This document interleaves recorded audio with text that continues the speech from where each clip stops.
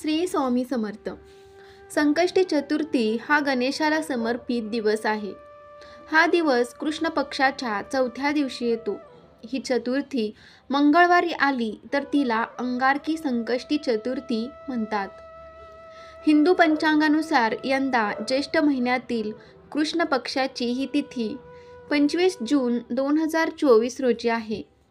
हा दिवस मंगळवार असल्याने याला अंगारक संकष्ट चतुर्थी म्हणून साजरी केली जाईल. अंगारकी चतुर्थीला गणपतीची पूजा करावी, सोबतच हनुमानजींचेही स्मरण करावे. असे केल्याने तुमच्या कुंडलीतून मंगळाचे अशुभ प्रभाव दूर होतात. पूजा करण्यासाठी सकाळी उठून पाण्यात काळे तीळ टाकून स्नान करावे. उपवास धरून गणेशाची पूजा करावी. पूजेसाठी लाल रंगाच्या आसनावर गणेशाची मूर्ती विराजित करावी. गणपतीला उदबत्ती, दीप, नैवेद्य, फळे आणि फुले अर्पण करावीत. संध्याकाळी श्री गणेशाची पूजा करून बाप्पाला दुर्वा आणि मोदक अर्पण करावे. या दिवशी गणपतीला लाल सिंदूर लावावे. असे केल्याने मंगळ दोष संपतात अशी मान्यता आहे. गणपतीला नैवेद्यात हे दाखवा पदार्थ. संकष्टी चतुर्थीच्या दिवशी व्रत ठेवून गणेशजींना त्यांच्या प्रिय पदार्थाचे नैवेद्य दाखवावे. या दिवशी गणपतीला मोदकाचा नैवेद्य दाखवावा. याने गणपती प्रसन्न होऊन मनोइच्छित फळ प्रदान करतात आणि सुखसौभाग्याचा आशीर्वाद देतात. मोदकाव्यतिरिक्त आपण लाडू, नारळाची वडी, खिरापत देखील अर्पित करू शकता. या दिवशी चंद्रोदयानंतर गणपती श्लोक वाचून मगच हा उपवास सोडावा. गणपती श्लोक. अंगारकी चतुर्थी श्लोक. गणेशाय नमस्तुभ्यं सर्वसिद्धी प्रदायक संकष्टहरमे देवं गृहानर्घ्यं नमोस्तुते. कृष्ण पक्षे चतुर्थ्यातु संपूजितं विधुदये क्षिप्रं प्रसीद देवेश अंगारकाय नमोस्तुते. अंगारकी संकष्टी चतुर्थी व्रताचे महत्त्व. अंगारकी संकष्टी चतुर्थी म्हणजे संकटाचा नाश करणारी चतुर्थी मानली जाते.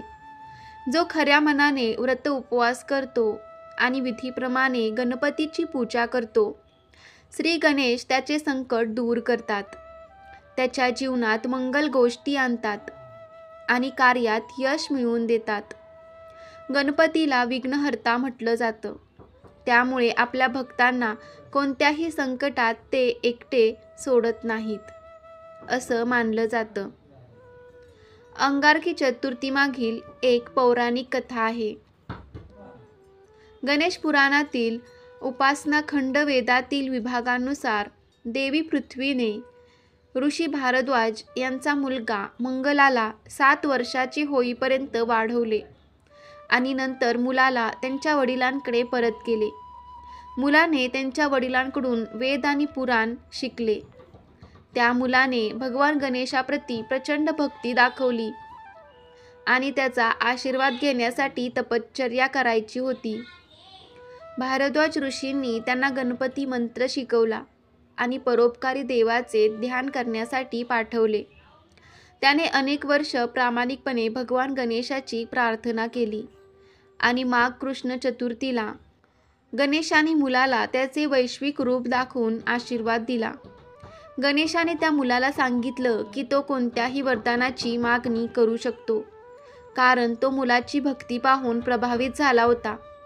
मुलाने उत्तर दिले, हे परमेश्वरा, मला स्वर्गातील सर्व देवांसोबत अमृत हवं आहे. माझे नाव मंगला तिन्ही लोकात प्रसिद्ध व्हावे.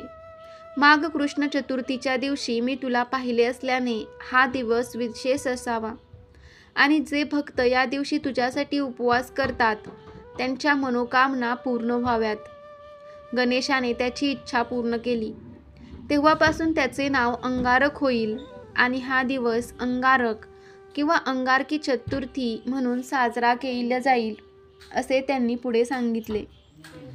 गणेशाने असे सांगितलं आहे की जो कोणी या दिवशी व्रताने त्याची पूजा करेल त्याला मनोकामना पूर्ण होतील. तर मित्रांनो, ही माहिती तुम्हाला कशी वाटली कमेंटमध्ये नक्की सांगा. आवडली असेल तर व्हिडिओला लाईक करा. श्री स्वामी समर्थ. जय जय स्वामी समर्थ. श्री गुरुदेव दत्त.